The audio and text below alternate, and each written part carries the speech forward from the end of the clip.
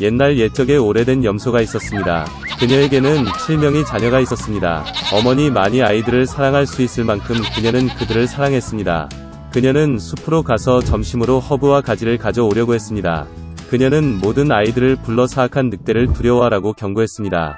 그는 종종 척하지만 그의 무례한 목소리와 검은 발로 즉시 그를 알아볼 수 있습니다.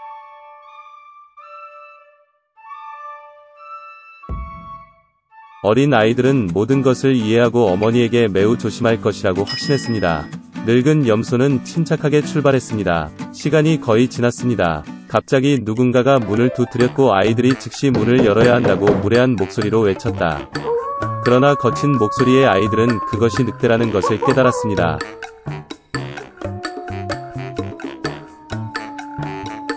그들은 어머니의 목소리가 아니고 그녀의 목소리는 친절하고 가늘고 이 목소리는 매우 무례해서 늑대라는 뜻이라고 대답했습니다. 그런 다음 늑대는 상인에게 가서 큰 분필을 샀습니다. 그는 그것을 먹었고 그의 목소리는 가늘어졌습니다. 그는 돌아와서 문을 두드렸고 얇은 목소리로 아이들에게 문을 열도록 요청했습니다.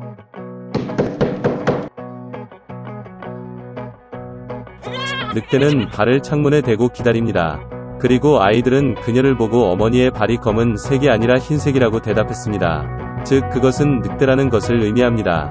그러자 늑대는 빵집으로 달려가 그에게 반죽을 달라고 했습니다.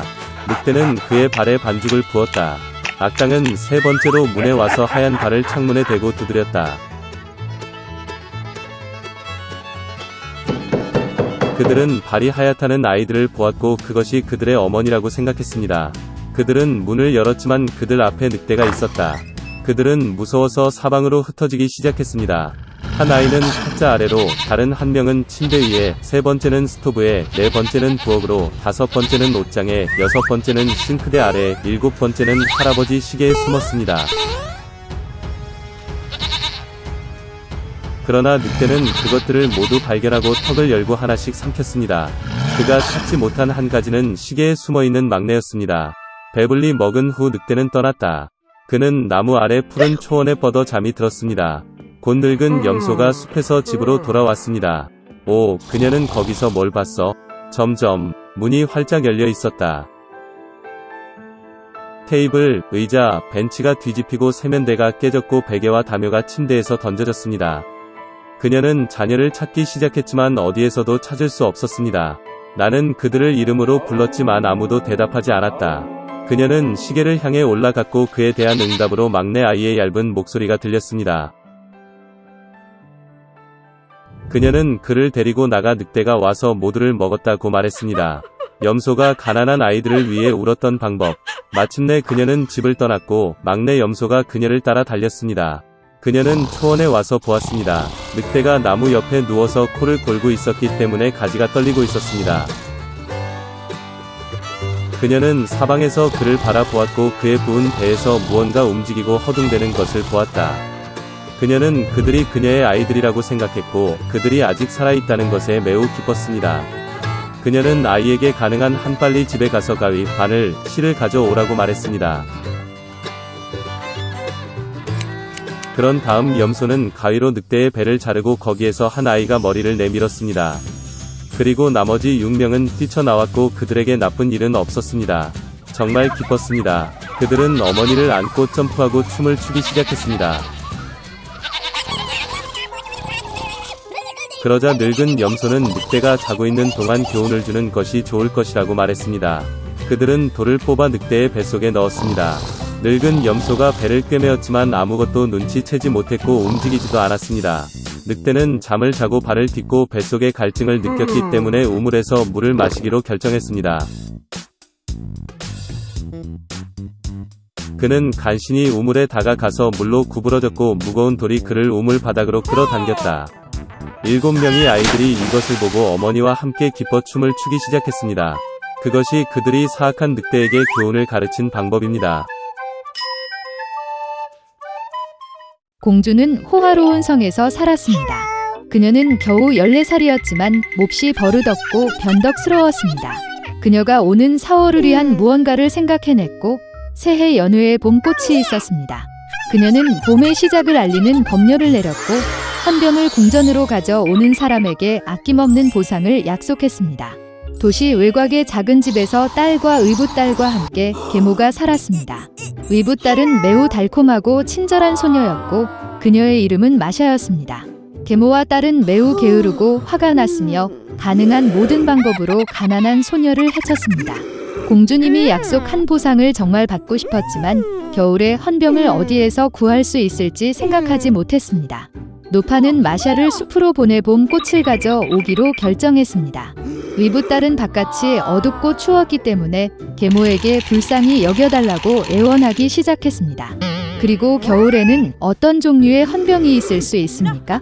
그러나 탐욕스러운 할머니는 아무것도 듣고 싶지 않았습니다. 그녀는 더 큰 바구니를 주면서 마샤를 문 밖으로 몰아냈습니다. 얼어붙은 소녀는 어두운 숲에서 무서워했습니다. 갑자기 멀리서 그녀는 빛을 보았다.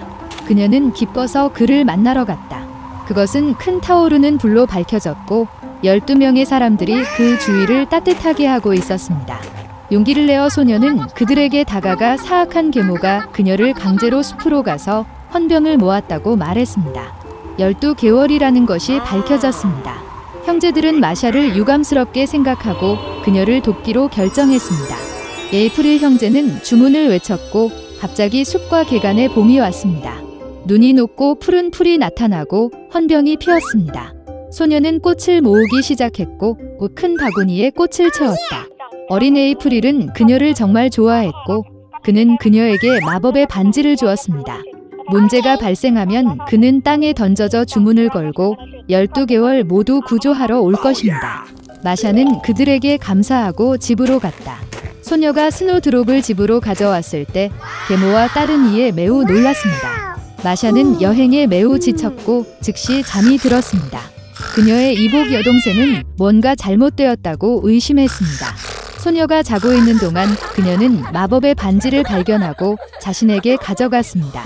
깨어난 후 의붓딸은 그 상실을 발견했습니다. 그녀는 반지를 돌려달라고 애원하기 시작했지만 계모와 딸은 아무것도 듣고 싶지 않았습니다. 그들은 헌병 바구니를 가지고 왕궁으로 서둘러 갔다. 궁전에는 웅장하게 장식된 새해 나무가 있었습니다. 그러나 다가오는 축하 행사는 변덕스러운 공주를 전혀 기쁘게 하지 않았습니다. 그리고 계모와 딸이 헌병 한 바구니를 가져왔을 때만 공주는 분노를 자비로 바꿨습니다. 계모는 꽃이 어디에서 왔는지 명확하게 대답할 수 없었고 그녀는 의붓딸이 꽃을 모았다는 사실을 인정해야 했습니다. 공주는 즉시 스노드라프스와 함께 초원에 가기로 결정했습니다. 도중에 그녀는 불쌍한 마샤를 바라보고 그녀가 꽃을 딴 곳을 보여주었습니다.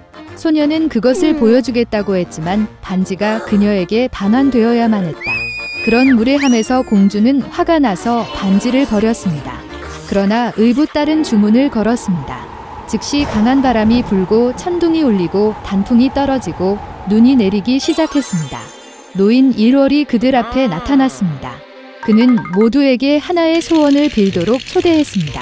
두려워서 공주는 가능한 한 빨리 궁전에 있기를 원했습니다. 매셔는 겨울, 여름의 모든 것이 제자리로 돌아올 것을 소원했습니다. 계모와 그녀의 딸은 너무 얼어서 어떤 털로든 심지어 개의 털로 만든 털 코트를 원했습니다.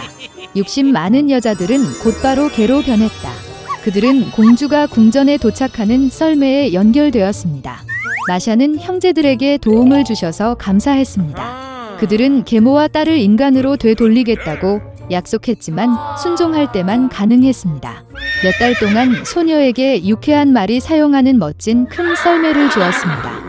그들을 보자 공주는 궁전까지 태워달라고 부탁했다. 공주가 제발 이라는 말을 한 것은 그녀의 인생에서 처음이었습니다. 그리고 마샤는 기꺼이 동의했습니다.